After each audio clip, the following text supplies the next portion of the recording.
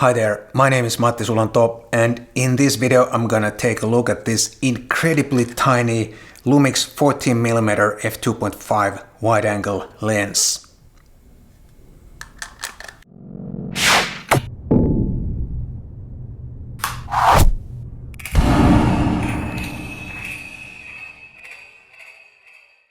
But before I start talking about the lens, some of you have already been asking about those tube lights I have in the background. They are Nanlite Pavo Tube 15C LED tube lights. Unfortunately, they are not mine. They are on loan from Focus Nordic Finland. They are the official importer here in Finland. But I'm planning on a full review of those lights. They are really cool, full RGB LED tube lights, and you can obviously choose any kind of color or color temperature, even daylight or tungsten light, and they have internal battery, so you can easily put them pretty much anywhere you like. Yeah, they are really cool lights, and there's a full review coming up, and yeah, let's talk about the lens. This 14mm f2.5 is quite old design. The original, the Mark 1 version came out already in 2010, and there's a Mark 2 version that came out in 2014. And to be honest, I'm not sure which one this is. I believe this is the Mark 2 version, and I'm also not really quite sure about the differences between the two models. I believe it's the focusing motor, but the optical construction, to my knowledge, is exactly the same, 6 elements in 5 groups. I don't own this lens.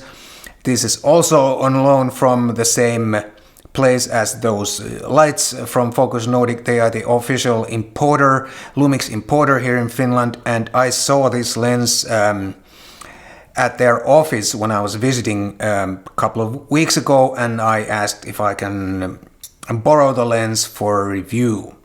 And after I'm done with this lens, I'll return this lens. And the focal length is 14mm, which is, in my opinion, just about the widest lens on Macro Four Thirds that you can use for like regular photography, as a general photography lens, and the similar lens on full frame would be 28mm.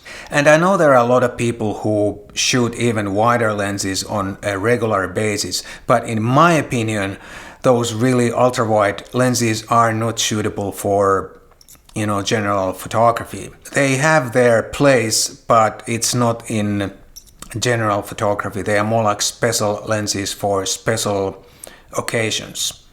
But it's of course only my opinion. If you like to use an ultra-wide all the time or often, that's of course your business, not mine. And if you're happy with what you get, that's what counts. But this kind of 14mm is really good for example, street photography, and many people like to use 28 or 14 for street photography, and there are even a couple of street photography oriented fixed lens cameras, the Ricoh GR and the Leica Q. They both have 28 or 28 equivalent lens, and a lot of people, a lot of street photographers use those cameras. This lens is, like I said, incredibly tiny. It weighs in only at about 50 grams, and it really feels like almost like nothing in your hand. But still, the mechanical quality or the build quality seems very, very good. The bayonet or mount is metal, and of course there's not much here, but what is here feels like a pretty high quality. The optical construction is quite simple by today's standards. There are only 6 elements in 5 groups, but that includes 3 aspherical elements. And when I'm looking at the front element, it clearly looks like it's not spherical element. I'm pretty sure I can see the aspherical shape there in the reflections. I checked out a couple of lab tests on this lens, and it looks like this is not the sharpest lens in the Lumix lineup.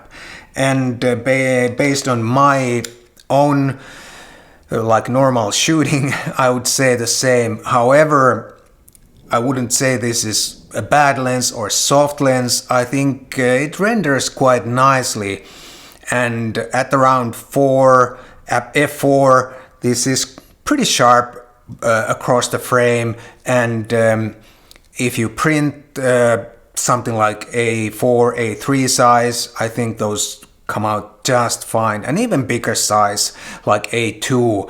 And I was pretty pleased with the pictures that I got with this lens.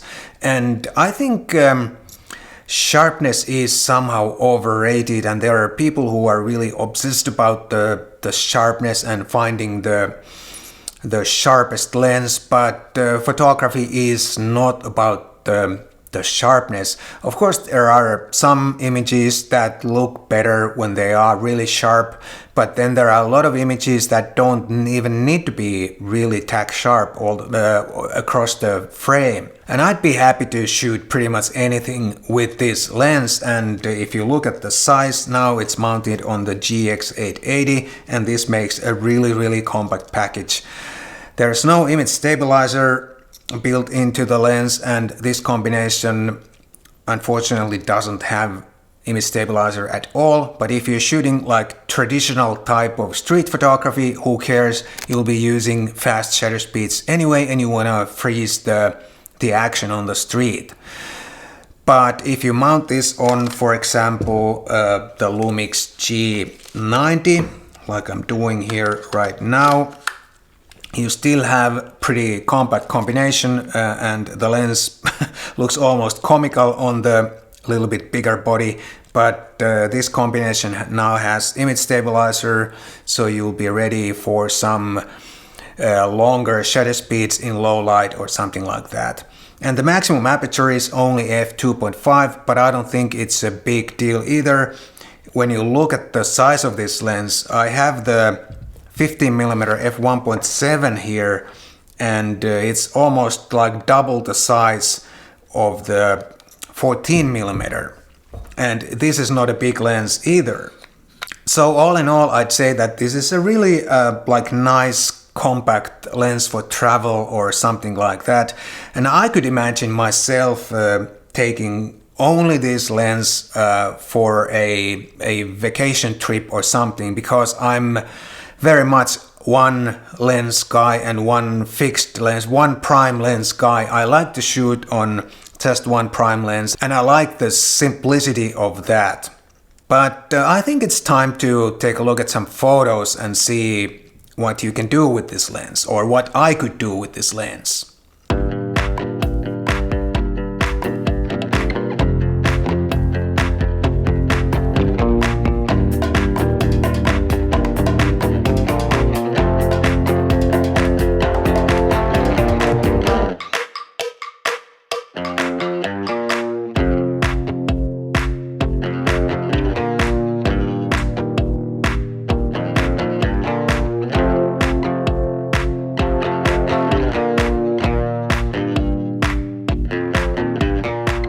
And also please remember to sign up for my monthly newsletter. There's a link in the description, but you can also go to my website sulanto.fi. Thanks.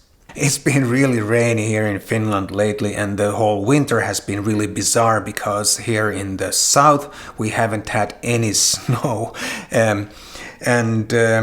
This lens is not weather sealed, which is like a minor problem in rainy weather, but if you use some common sense and keep the lens covered a little bit, you can still shoot in the rain, just as long as you don't get the lens really wet.